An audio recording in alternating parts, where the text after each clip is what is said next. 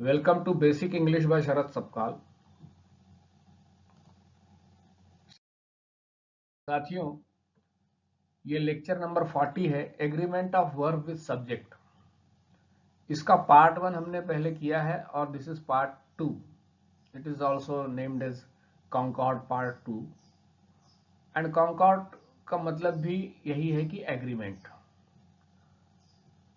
ये जो लेक्चर है ये भी लंबा लेक्चर रहेगा थोड़ा। और दूसरी बात, इसका इस्तेमाल ज़्यादातर जो कॉम्पिटिटिव एग्जाम्स होते हैं वहाँ पर काम में आता है। बोलचाल में तो खैर ज़रूरत है ही, लेकिन from the point of view of competitive exams ये एक जो थोड़ी महीन जानकारी है, बारीक जानकारी है, उसका होना अच्छा होता है to score the marks. We are continuing with the earlier lecture as well. जब सब्जेक्ट, यहाँ SUB लिखा है सब्जेक्ट के लिए, when subject is one of या ईच ऑफ और उसके बाद में कोई प्लूरल नाउन आता है, तो जो वर्ब आएगा इस फ्रेज के बाद, दैट विल एग्री विथ जो वन वर्ड आया है या ईच वर्ड आया है उसके मुताबिक रहेगा और वो सिंगुलर रहेगा। यानी वन ऑफ दी या ईच ऑफ दी, बॉयज रहे, गर्ल्स रहे, पेंसिल्स रहे, टेबल्स रहे, तो भले ही बाद में टेबल्स आ रहा है, पेंसिल्स आ रहा है, लेकिन ये एग्री करेगा वर्ब वन शब्द के साथ या ईच शब्द के साथ, और हम जानते हैं वन और ईच दोनों सिंगुलर है, तो यहां पर वर्ब सिंगुलर रहेगा। ये अर्थ से थोड़ा और स्पष्ट हो जाएगा। One of his two brothers is a pilot, यानी उसके दो भाई हैं और उनमें से एक। ये भी हो सकता है कि one of his 5 brothers is a pilot, ये भी हो सकता है। तो कई भाइयों में से या दो भाइयों में से या अनेक भाइयों में से एक, बात यहां पर एक की हो रही है। इस मतितार्थ को समझना हमको जरूरी है कि भाई बात किसकी हो रही है, and that should agree with the noun which is being mentioned. One of the boys was killed in the accident. One of the boys means अनेक बच्चों में से एक बच्चा जो है एक्सीडेंट में मारा गया, तो वॉज किल्ड, वर किल्ड नहीं होगा। हाँ, वहां पर फ्यू ऑफ दी होता, सम ऑफ दी होता तो बात अलग थी। None of the boys was killed in the accident. Again none means no one, तो यहां पर भी वन शब्द आया है। The old man gave a bundle of sticks to each of his sons. Each of his sons gave a bundle of sticks to each of his sons. One of my friends is coming by bus. Again यहां पर is जो शब्द आया है वो one से tally कर रहा है, ना कि फ्रेंड्स से। लेकिन अगर फ्यू ऑफ या सम ऑफ ऐसा रहे तो फ्यू का अर्थ होता है कुछ, विच इज मोर देन वन, या फ्यू का सम का अर्थ भी होता है मोर देन वन। तो इस सूरत में भी प्लूरल सब्जेक्ट है और प्लूरल ही वर्ब रहेगा, क्योंकि कुछ की बात हो रही है। जैसे few of the students were punished, was punished नहीं होगा। One of the students was punished होगा, some of the students were punished होगा। तो कुछ छात्रों को सजा दी गई, मतलब कई छात्रों में से कुछ छात्रों को सजा दी गई है, यानी एक से ज्यादा। A few, both, many, several, few, ये हमेशा प्लूरल होते हैं। इनके अर्थ से ही ये जाहिर होता है। Many were called but few are selected. बहुतों को बुलाया गया लेकिन फ्यू यानी कुछ चुने गए, एक से ज्यादा, दो चुने गए होंगे, चार चुने गए होंगे, एंड सो ऑन। वर्ब हमेशा रियल सब्जेक्ट को फॉलो करता है, ये चीज ध्यान में रखना। देयर के जो वाक्य शुरू होते हैं, जब there is used as a dummy subject, ऐसी सूरत में हमें यह देखना पड़ेगा कि एक्चुअल सब्जेक्ट क्या है। वो सिंगुलर है तो वर्ब सिंगुलर रहेगा, अगर वो प्लूरल है तो वर्ब प्लूरल रहेगा। जैसे there is a crowd outside. अब ये crowd, though it's a collective noun but it is considered as singular, तो देयर आर नहीं होगा। देयर आर क्राउड्स तब होता है जब बहुत सारे अलग अलग क्राउड से अलग अलग झुंड होते जो एक दूसरे से फर्क होते। तो there is a crowd, is बोला है और अ लगाया है इधर भी, so there is a crowd outside, मतलब बाहर भीड़ है। There are many children in the park. Now we are talking about many children, उनके अस्तित्व की बात हो रही है। पार्क में कई बच्चे हैं। जब हमें एडवर्ब से बात शुरू करनी होती है हिंदी में तो हम ऐसा ही कहते हैं कि भाई पार्क में कई बच्चे हैं। तो इस सूरत में हमको देयर का इस्तेमाल अंग्रेजी जब तर्जुमा करते हैं तब करना होता है। There are many children in the park, यानी बहुत सारे बच्चे हैं पार्क के अंदर। जो क्लास नाउन होते हैं यानी ऐसे नाउन जो एक टाइप की चीजों को बता दी, जैसे फूड। फूड का मतलब है खाना, और ये खाने में कई आइटम होते हैं, तो ये एक क्लास नाउन कहलाता है। Furniture, furniture consist of chair, table and so on, sofa set. Stationery, इसमें भी बुक आती है, कॉपी आती है, पेंसिल आता है, पेन आता है। क्लोथिंग, क्लोथिंग यानी कपड़े, हर किस्म के कपड़े हो सकते हैं, पैर में पहनने वाले सॉक्स से लेकर के समझ लीजिए टोपी तक। तो ये जो है, ये नाउन जो है ये क्लास नाउन कहलाते हैं। ये कोई कलेक्टिव नाउन जैसा नहीं है, लेकिन ये क्लास नाउन है, और इसको आप कलेक्टिव नाउन जैसा भी ट्रीट कर सकते हो because they are also singular. So food is cheap nowadays. Food items जब हम बोलेंगे then we can say plural, but food is cheap nowadays मतलब आजकल खाना सस्ता है, एंड खाना इंक्लूड्स एवरीथिंग जो हम खा सकते हैं। स्टेशनरी इज एक्सपेंसिव, यहां देखिए इज, दोनों में इज का इस्तेमाल हुआ है and they are considered to be singular. This pair of shoes is expensive, अब इसको समझ लीजिए थोड़ा। This pair of shoes, pair of shoes का मतलब है, या पेयर ऑफ स्लीपर्स इसका मतलब है कि जूतों की जोड़ी या चप्पल की जोड़ी, इस प्रकार से। This pair of shoes is expensive. Pair of scissors भी बोल सकते हो आप। तो ये जैसे pair of shoes is expensive मतलब ये जूतों की जोड़ी महंगी है, और यहां पर ये इज आया है बिकॉज पेयर वर्ड जो है it is considered to be singular. लेकिन शूज आर ब्लैक, 2 शूज की बात हो या 10 शूज की बात हो, शूज ये अपने आप में, शू अगर सिंगुलर है तो शूज ये प्लूरल है। लेकिन पेयर जब हम कहेंगे, pair of scissors, pair of pincers, pair of socks, ये तो वो सिंगुलर माना जाएगा। Shoes are black because shoes again it is plural. यह पतलून लंबी है, पतलून यानी पैंट समझ लीजिए। सो दोज ट्राउजर्स, या दीज ट्राउजर्स भी आप कह सकते हो। दोज तब कहते हैं जब दूर कोई चीज हो, और नजदीक कोई चीज है तो हम ये कह सकते हैं these pajamas, these scissors, these slippers. भले ही एक ही चप्पल पड़ी हुई है, एक जोड़ी चप्पल पड़ी हुई है, तो भी हम कहेंगे दीज स्लीपर्स, क्योंकि इसमें प्लूरल आता है। पीपल और कैटल ये हमेशा प्लूरल होता है। अब पीपल यानी लोग, और कैटल यानी जानवर, जैसे गाय हैं, भेड़ है। तो कैटल आर ग्लेजिंग, गायें चर रही है। People were waiting for him, people means again it is considered to be plural. ये नाउन हमेशा प्लूरल ही माना जाता है।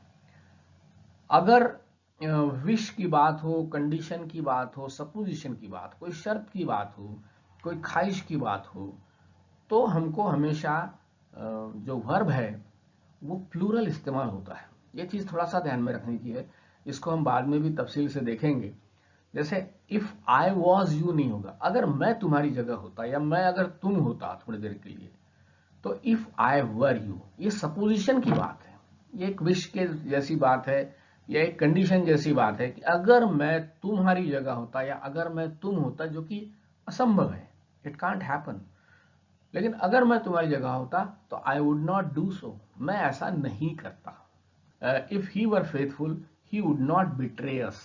Again here if he was faithful, ऐसा नहीं होता है if he were faithful, because these sentences are conditional sentences. तो इसमें हमको एक चीज ध्यान में रखना है कि जो चीज हुई नहीं है और जो चीज की होने की संभावना भी नहीं है, तो ऐसे सूरत में हम उसको, यहां पर वर आता है, इधर वुड आता है, तो ये ध्यान में रखना है। आप ये भी कह सकते हो ही would not betray us if he were faithful, इसको इफ को इधर भी ला सकते, ये कंडीशनल क्लॉज कहलाता है, इफ से शुरू होने वाला। और ये दूसरा वाला जो है he would not betray us, this is considered to be main clause. तो क्योंकि ये मेन क्लॉज पास्ट टेंस में, तो यहां पर भी पास्ट टेंस में आया है, और ये वर का इस्तेमाल होता है पीछे कोई बात ऐसी हुई तो उसके परिणाम अभी देखने को जो मिल रहे हैं उसके लिए। इसको हम बाद में कंडीशनल सेंटेंसेस में अच्छे से देखेंगे। नाउन इक्विवेलेंट्स जो है, नाउन इक्विवेलेंट्स यानी ऐसे नाउन जो शक्ल से तो लगते नहीं है नाउन, लेकिन ये किसी क्रिया का नाम होते हैं। नाउन किसी वस्तु, व्यक्ति, स्थान, आइडिया का ही नाम नहीं है, क्रिया का नाम भी है, एहसास का नाम भी है, बहुत सी चीजों का नाम, जिसका भी जवाब क्या से या कौन से होता है, that is noun. Infinitive, infinitive यानी टू इन्फिनेटिव, खास करके जैसे चलना, खाना, पीना, सोना, तो to sleep, to drive, to work, to study, ये। या जेरेंड, जेरेंड भी वर्बल नाउन कहलाता है, सिंगिंग, प्लेइंग, डांसिंग, स्लीपिंग, इसका भी अर्थ वही, खाना, खेलना वगैरह। या इनके जैसे कोई फ्रेज या क्लॉज होते हैं। तो ये जो होते हैं ये हमेशा सिंगुलर माने जाते हैं। जैसे to walk is healthy, to walk यानी चलना, to walk is healthy.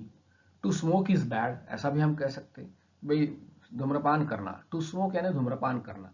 Now this is name of an activity और नेम ऑफ ए क्रिया। तो टू वॉक इज हेल्दी यानी चलना स्वास्थ्य के लिए अच्छा है। उसी प्रकार हम कह सकते हैं playing in the morning is beneficial, या to play in the morning is beneficial. Again here playing and to play both are used as name of certain activities, so they are considered to be noun, और इसको हम noun equivalent कहते हैं या noun ही कह सकते हो।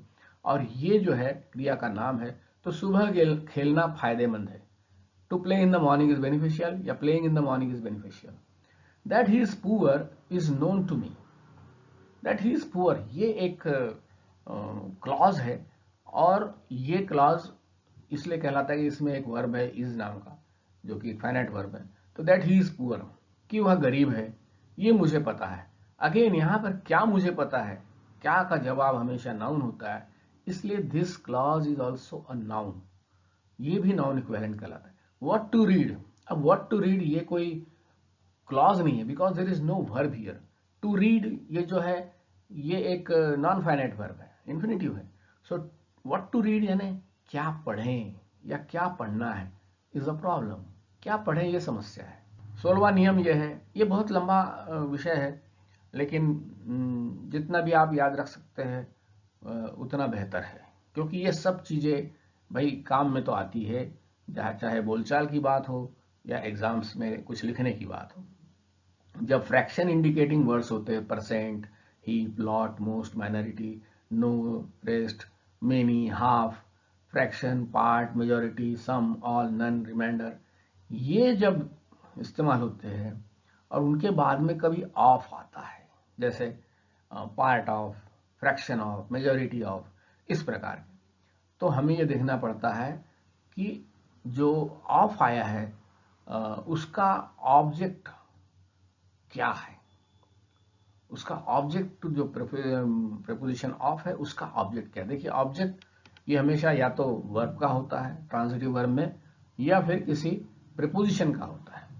तो वो देखना पड़ता है कि वो सिंगुलर है कि प्लूरल है, accordingly you have to change the verb. 1/3 of the city is unemployed, 1/3 एक तिहाई हिस्सा किसका, शहर का। नाउ शहर यहाँ पर लिखा गया, ऑफ द सिटी लिखा गया, सिटीज वगैरह ऐसा कुछ नहीं किया, तो सिटी सिंगुलर है तो इज सिंगुलर है।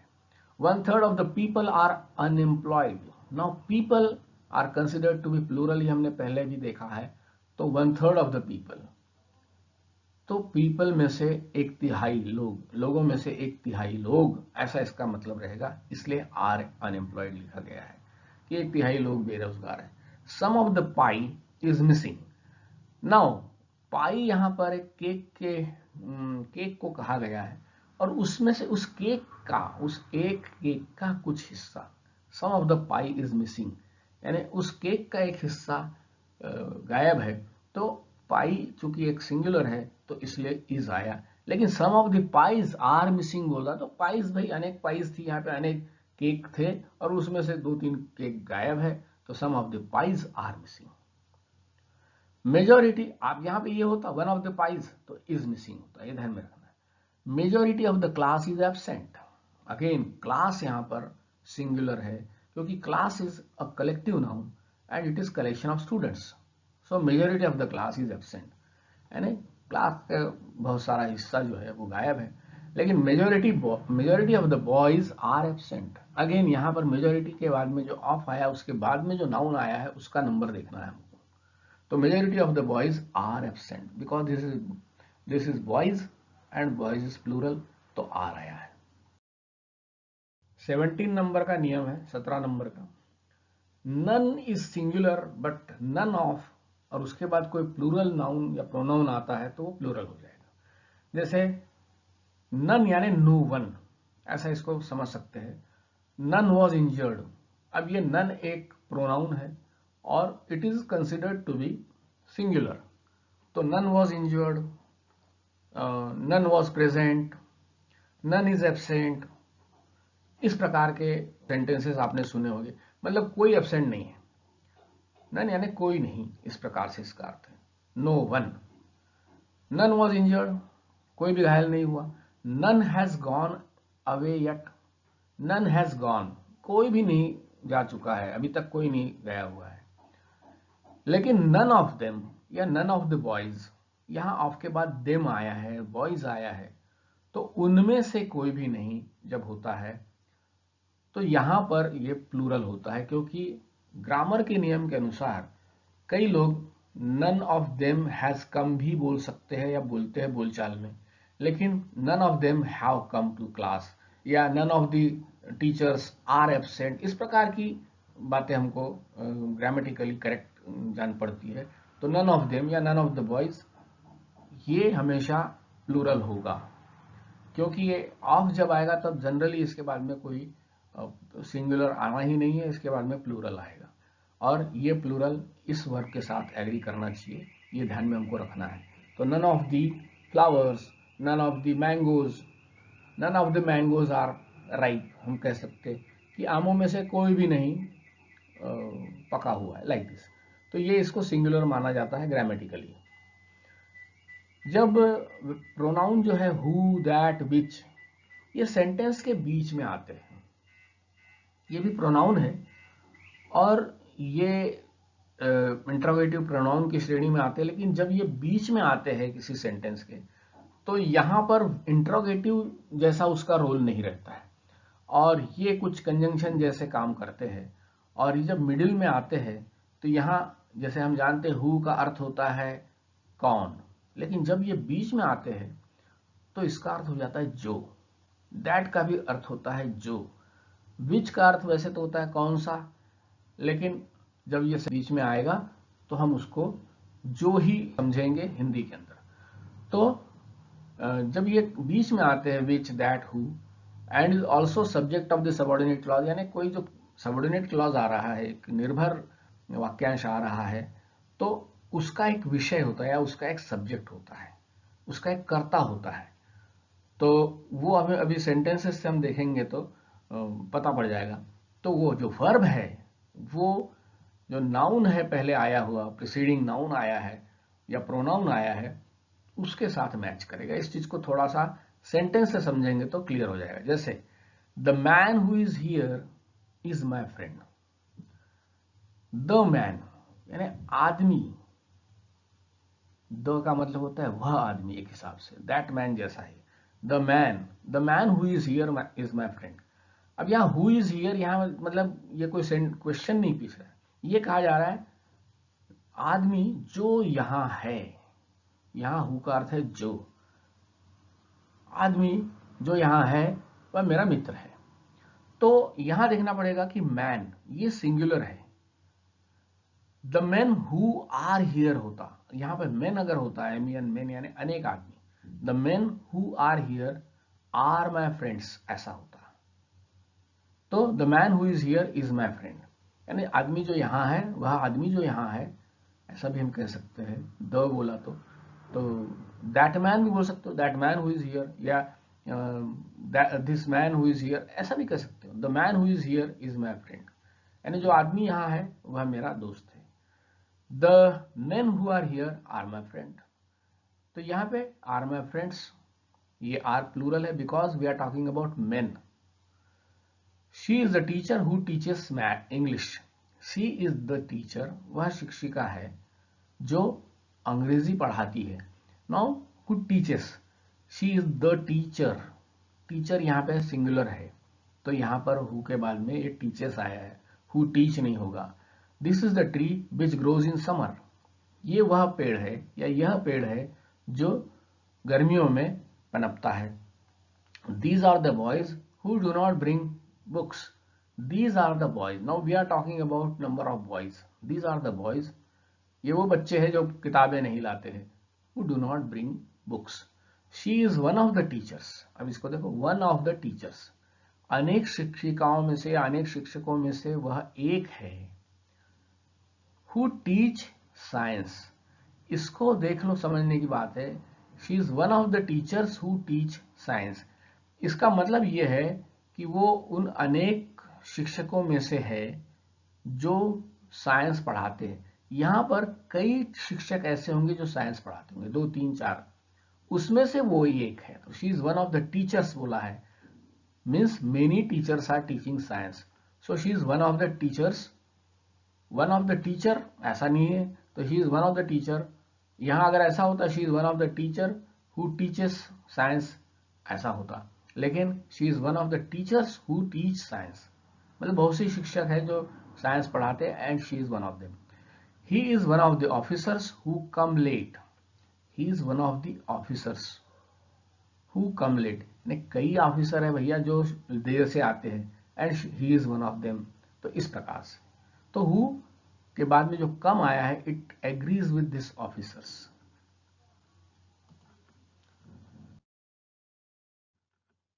एक नियम और है, एनी जो है वो दोनों तरीके से इस्तेमाल हो सकता है। एनी शब्द जो है ये एनी यानी कोई भी, और तो दोनों तरीके से, सिंगुलर प्लूरल दोनों तरीके से हो सकता है। Does any of them know, यहां पर ये है कि बहुत से लोग हैं, उनमें से क्या कोई एक, डज एनी ऑफ, इसलिए यहां डज आया, does agrees with the singular. तो डज एनी यहां पर सिंगुलर इस्तेमाल हुआ, क्या उनमें से कोई है जो जानता है, कोई एक है जो जानता है। Do any of them know, यानी क्या उनमें से कोई है, कोई लोग है, 2, 4, 5 लोग है, एक की बात नहीं हो रही है, वरना डज आता। Do any of them know, यानी उनमें से क्या कोई जानते हैं।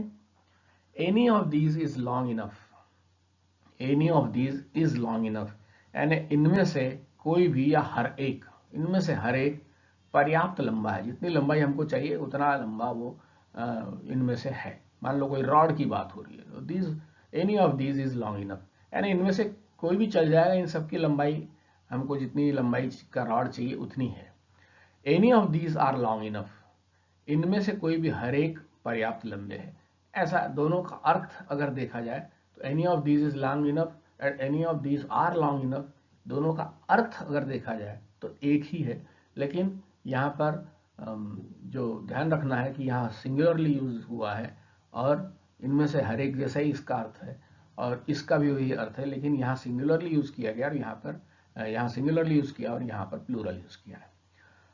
वर्ब जो है वो मैच करता है प्रोनाउन या नाउन से, और ना कि उसके एपोजिशन से।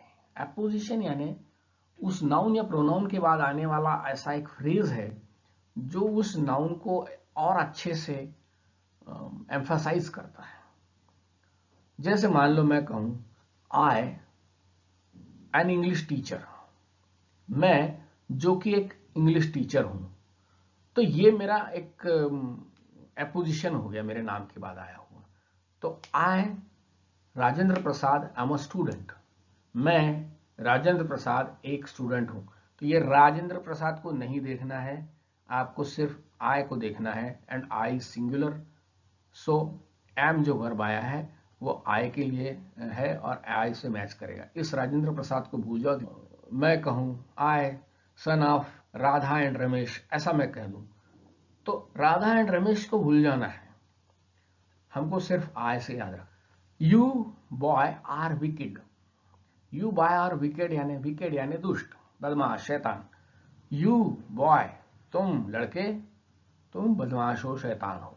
You boys are wicked, here ये जो बॉय है या बॉयज है ये एपोजिशन है, तो इसको जो है ध्यान में रखना है कि ये अब ये यू के साथ आ रहा है। I Sharad Sapkal I am a teacher, तो मैं ये कह रहा हूं कि मैं, और शरद सपकाल को आपको ध्यान में नहीं रखना है, सिर्फ ये रखना है कि एम ये आई के साथ मैच करता है।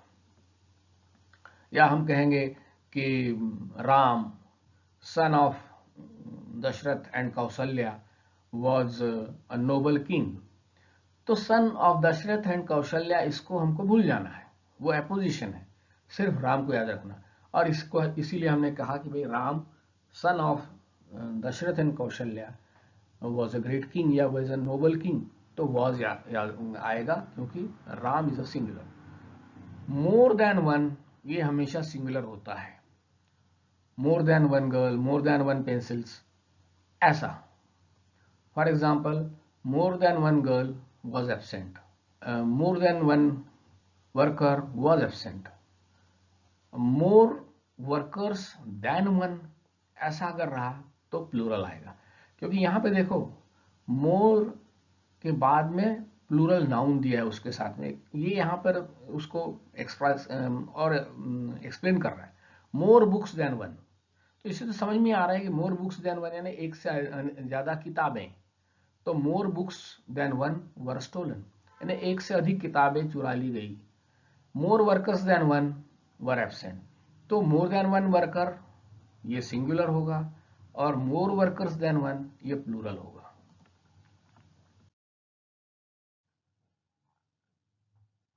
द नंबर जब ये आता है तो वो सिंगुलर होता है, अ नंबर जब आता है तो प्लूरल होता है। जैसे देखो द नंबर यानी संख्या, द नंबर यानी संख्या, और अ नंबर यानी अनेक, ऐसा इसका अर्थ है। The number of members is small, यानी मेंबर्स की संख्या, सदस्यों की संख्या। The number of members is small, सदस्यों की संख्या, प्लूरल ये हो ही नहीं सकता, संख्या की बात हो रही है। तो the number of members is small. A number of members were absent, तो अ नंबर ऑफ मेंबर्स यानी कई लोग, कई सदस्य। अ नंबर ऑफ मेंबर्स, आप अ हटा भी दो तो भी number of members were absent ही होगा, यानी बहुत सारे मेंबर्स, इसका अर्थ होता है। The number of books is very small, या the number of books is very big in this library, यानी इस पुस्तकालय में पुस्तकों की संख्या बहुत बड़ी है। क्योंकि एक संख्या की बात हो रही है तो सिंगुलर होगा। The number of books is, but a number of books are missing, यानी कई किताबें गायब है।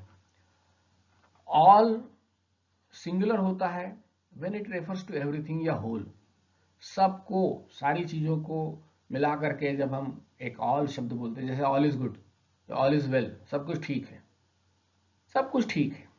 यहाँ पे किसी संख्या की बात नहीं हो रही है। लेकिन ऑल जब हम कहते हैं तो वो तब प्लूरल होता है when it refers to man and things in number, कि भाई सभी लोग, सभी चीजें। जैसे all are well, all is well यानी सब कुछ ठीक ठाक है। ऑल आर वेल यानी सारे लोग ठीक ठाक है, सारे लोग ठीक ठाक है। ऑल वर प्रेजेंट, सारे लोग प्रेजेंट थे या सभी प्रेजेंट थे, सभी उपस्थित थे, इस प्रकार से। जैसे ऑल वर कॉल्ड, सबको बुलाया गया। वॉट जो है वो सिंगुलर प्लूरल दोनों हो सकता है, as per the noun it stands for. किस नाउन के लिए वॉट आया है उसके अनुसार वो सिंगुलर या प्लूरल होगा। Can you see what appears to be a ship, क्या तुम देख सकते हो। कैन यू सी यानी क्या तुम देख सकते हो। What appears to be a ship, जो एक शिप के समान नजर आता है। Can you see what appears to be a ship, तो ये अपीयर्स आया है, ये एक सिंगुलर शिप के लिए आ रहा है। Can you see what appear to be ships, what appear to be ships, बहुत सारे शिप्स नजर आ रहे हैं और वो दूसरे को पूछ रहा है कि क्या तुम भी देख सकते हो कि जो शिप्स जैसा नजर आ रहा है, मतलब कई शिप्स जैसे दिख रहे हैं। तो यहां ध्यान में रखना है कि ये जो व्हाट शब्द है ये दोनों जगह आया है। यहां भी व्हाट आया है और एक सिंगुलर शिप के लिए आया है, और यहां भी व्हाट आया है जो कि अनेक शिप्स के लिए आया है। Verb as per noun before verb, verb as per noun before verb. The last crop was potatoes, जो वर्ब है उसके पहले जो नाउन आया है उसके अनुसार जो वर्ब की सिंगुलर प्लूरल प्रकृति रहेगी। The last crop was potatoes, आखिरी फसल, वी आर टॉकिंग अबाउट फसल। The only guide was stars. Now potatoes भी प्लूरल है, स्टार्स भी प्लूरल है, लेकिन ये पूरे स्टार्स मिलके एक मार्गदर्शक का काम कर रहे थे। फिर एक और नियम है, वर्ब जो है वो अकॉर्डिंग टू सब्जेक्ट होगा, नॉट ना कि कॉम्प्लीमेंट। कई बार ये कंफ्यूज हो सकता है कि वर्ब सब्जेक्ट के अनुसार हो या कॉम्प्लीमेंट के अनुसार हो। कॉम्प्लीमेंट यानी जो प्रेडिकेट का हिस्सा वर्ब के अलावा जो आता है बी वाले सेंटेंसेस में, जिसमें is, am, are, was, were, shall be, will be, ये जो सेंटेंसेस होते हैं जिसके अंदर जो आखिरी में नाउन या एडजेक्टिव का के रूप में कोई हिस्सा आता है प्रेडिकेट पार्ट में after the verb, that is known as complement.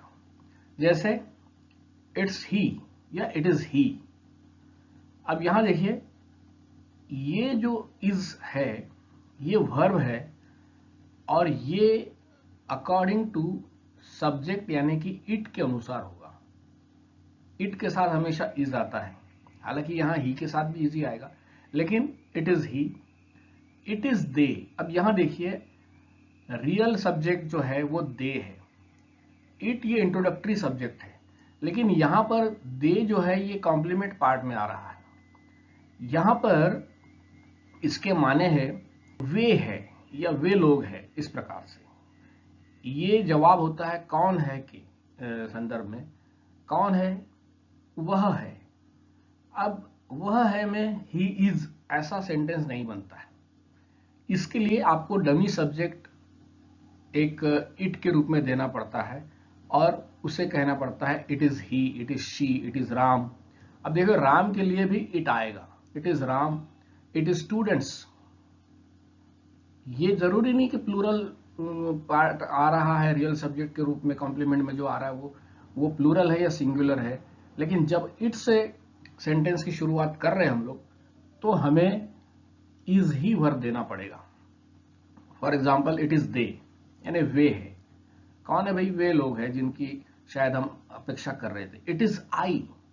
अब आई के साथ में तो एम आता है, लेकिन चूंकि आई जो है यहाँ पे, हालांकि ये रियल सब्जेक्ट है लेकिन इंट्रोडक्टरी इट के साथ इस्तेमाल हुआ है, तो इट के साथ it will agree, the verb will agree with it and it is I यानी मैं हूं। जैसे आपने किसी के दरवाजे पे नॉक किया और उसने किसी ने पूछा अंदर से कि कौन है, तब आप कहते हो मैं हूं, मैं शरद हूं या मैं हूं। इस प्रकार से जब आप कहते हो तो आई एम ऐसा नहीं कहेंगे, इट इज मी ऐसा भी कहने का रिवाज है, कहते हैं, लेकिन इट इज आई ये ज्यादा ग्रामेटिकली करेक्ट है। It is me is also permissible. तो कहने का तात्पर्य यह है कि यहाँ पर कॉम्प्लीमेंट पार्ट प्लूरल हो, जैसे कि दे है या दूसरा कुछ भी हो, हमें इज ही लगाना पड़ेगा, क्योंकि यहाँ पे रियल सब्जेक्ट भले ही दूसरा कुछ है, लेकिन जो यहाँ डमी सब्जेक्ट शुरू में जो आया हुआ सब्जेक्ट है उसी के अनुसार। It was the boys who lost. It was the boys who lost यानी लड़के थे जो हार गए। It was the girls who one. अब यहां देखिए, गर्ल्स भले ही प्लूरल है, लेकिन इट के बाद यहाँ पे वॉज ही आया है, जो कि एक सिंगुलर सब्जेक्ट है यहाँ, क्योंकि इट इज सिंगुलर। तो it was girls who one. तो ये चीज को ध्यान में रखना है। ये भले ही कॉम्प्लीमेंट पार्ट में आने वाला प्लूरल हो चाहे सिंगुलर हो चाहे जो भी हो, ये जो है इट को एग्री करेगा वर्ब, और इस प्रकार से बनेगा।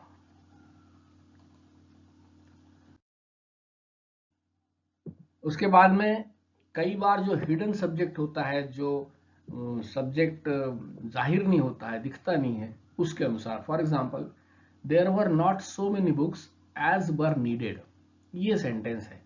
अब यहाँ दे को मैंने इधर एक और ब्रैकेट में दिया है इसको। There were not so many books, so as ये कॉम्बिनेशन आता है कंजंक्शन में, तो सो और एज की एक जोड़ी रहती है।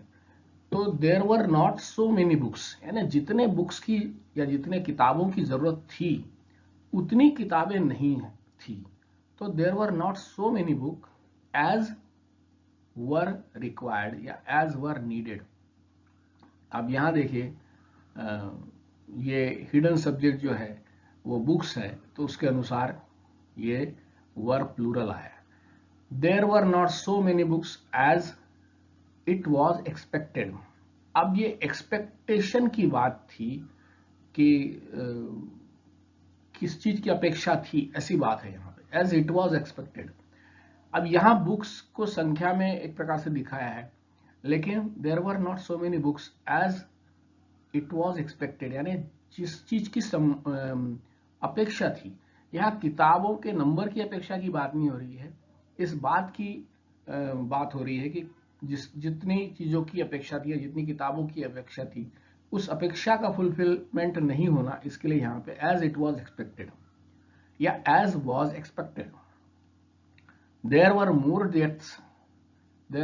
Deaths than it was reported. Than was reported, it यहां लगाना नहीं है, ब्रैकेट में दिया हुआ है। देयर वर मोर डेथ्स, अधिक मौतें थी, जितनी मौतें रिपोर्ट की गई उससे अधिक मौतें थी। तो ये थोड़ा सा ध्यान में रखना है यहाँ पर कि जो हिडन सब्जेक्ट है या छुपा हुआ सब्जेक्ट है, there were more pens than those were needed या दे वर नीडेड, ये लगाने की जरूरत नहीं है। देन वर नीडेड से समझ में आ जाता है कि जितने पेनों की जरूरत थी उससे ज्यादा पेन मौजूद थे। तो ये थोड़ा सा कहाँ पर प्लूरल और कहाँ पर सिंगुलर आएगा, इसको इस आशय से समझने की जरूरत होती है कि क्या कोई बात कही जा रही है, कोई संख्या की बात कही जा रही है। वर्ब कई जगह पर हमने देखा जैसे कि अकॉर्डिंग टू कॉम्प्लीमेंट नहीं होते हैं, लेकिन कई बार कॉम्प्लीमेंट के अनुसार भी होते हैं। फॉर एग्जाम्पल यहां देखिए, ब्रेड एंड वाटर, रोटी और पानी। Bread and water are the necessities of life. अब ये जो आर लिखा हुआ है, ये ब्रेड एंड वाटर के लिए आर नहीं है, are the necessities of life. ये जो नेसेसिटीज शब्द है, आवश्यकताएं, जरूरतें, ये क्या है? ब्रेड एंड वाटर क्या है? ये जरूरतें हैं जिंदगी की, और इन जरूरतों की वजह से यहां पर आर शब्द आया है। Bread and water are the necessities. Is the necessity, यहां पर अगर नेसेसिटी शब्द होता तो वो इज आता यहां पे। Bread and water is the necessity, आवश्यकता है।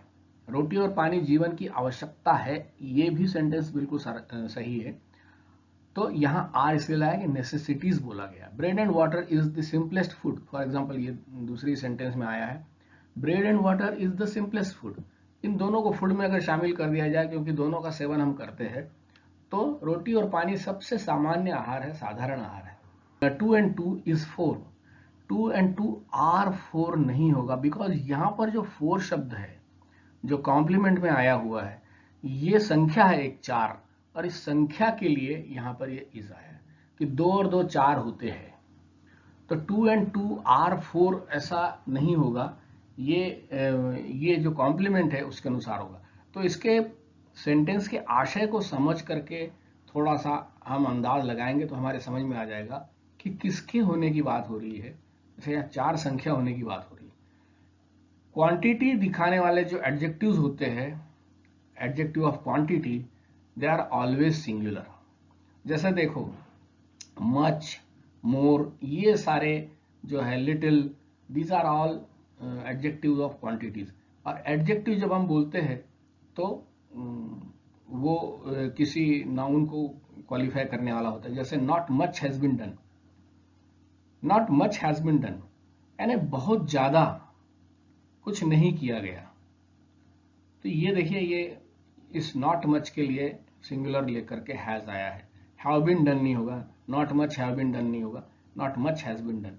तो ये मच हैज बीन डन ये भी कह सकते हो कि वे बहुत कुछ किया गया।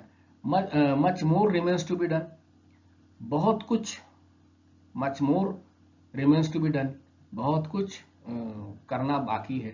तो यहाँ पे ये एडजेक्टिव ऑफ क्वांटिटी जो है, इसको सब्जेक्ट के रूप में दिखा करके, little has been done so far, यानी थोड़ा ही कुछ, लिटिल यानी बहुत थोड़ा किया गया है आज तक।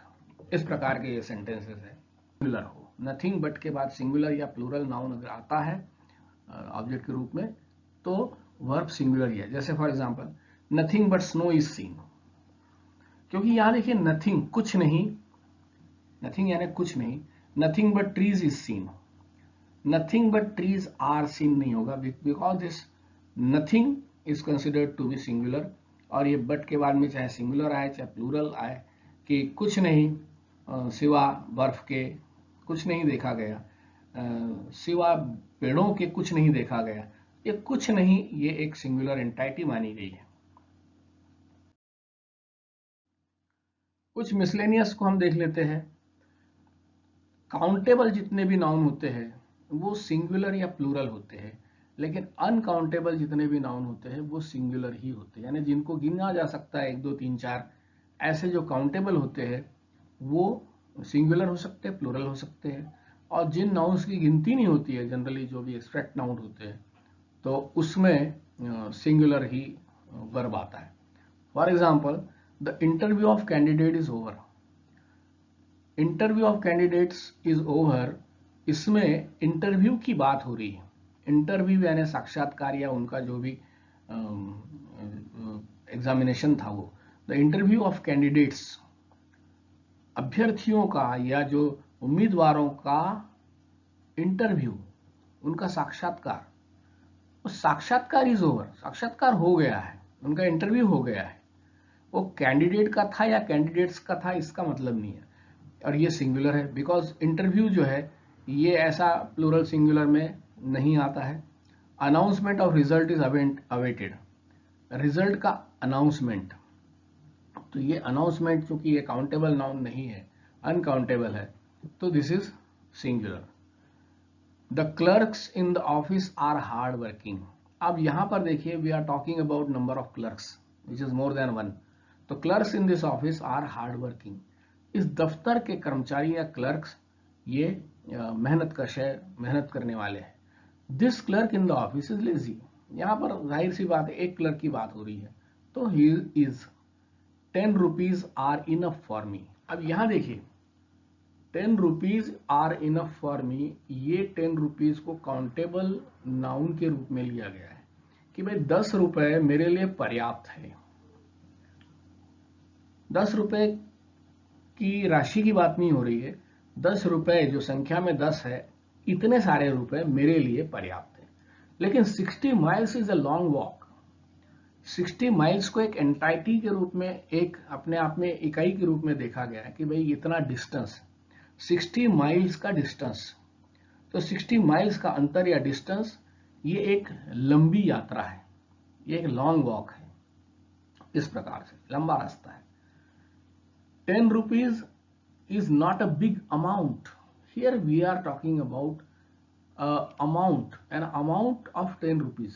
10 rupees का ये पूरा अमाउंट जो है इसको एक सिंगुलर एंटाइटी पकड़ करके माना गया है, तो 10 रुपीज आर होगा, और यहां पर जब हम अमाउंट कह रहे हैं तो 10 रुपीज का जो आंकड़ा है या जो राशि है वो सिंगुलर आएगी, तो 10 rupees is not a big amount.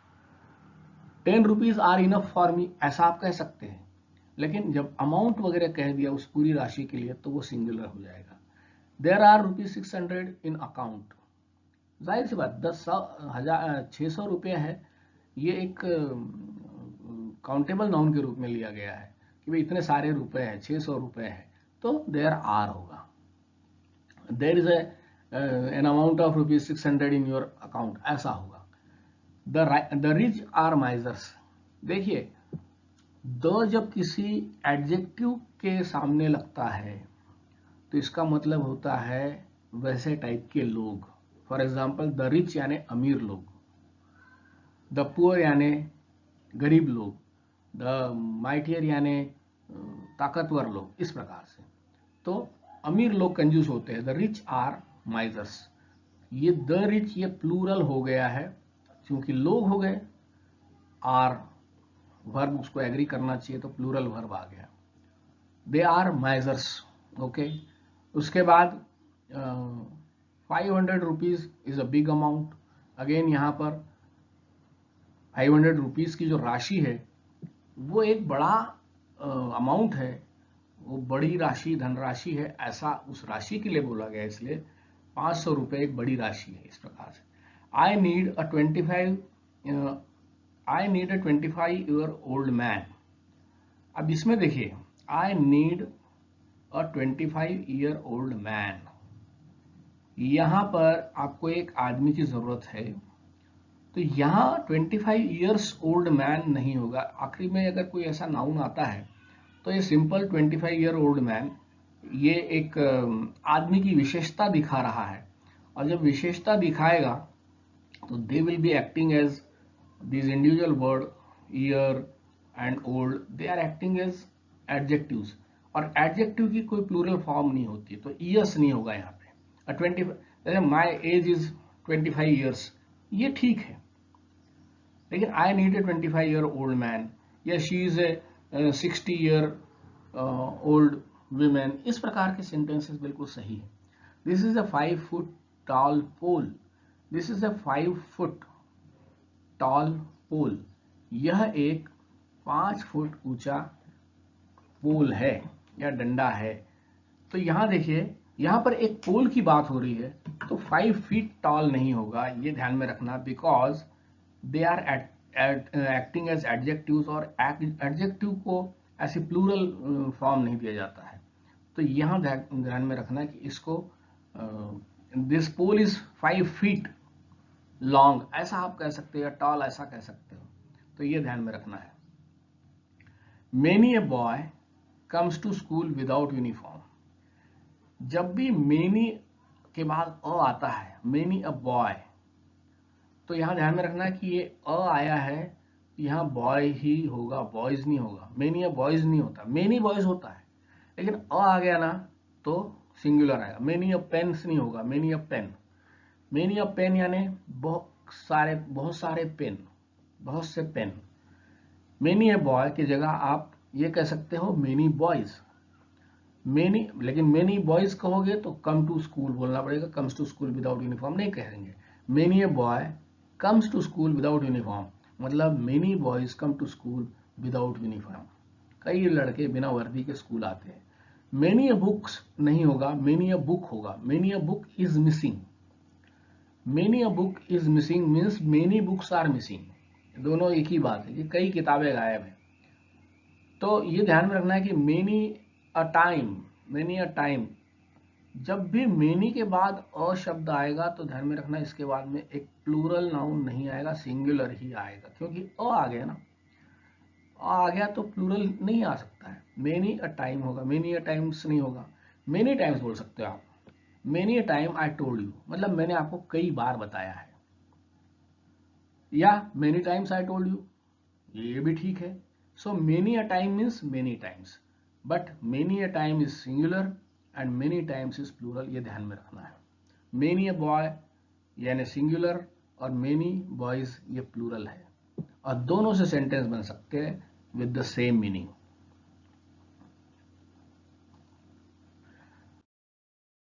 तो यहां पर मैं इसको फिनिश कर रहा हूं, और will meet in lecture number 41। If you like this video या this type of videos, please subscribe to the channel and please help me propagate it, और आप अपने कमेंट्स इसमें ऑफर कीजिए ताकि इसको और बेहतर मैं बना सकूं। Thank you very much.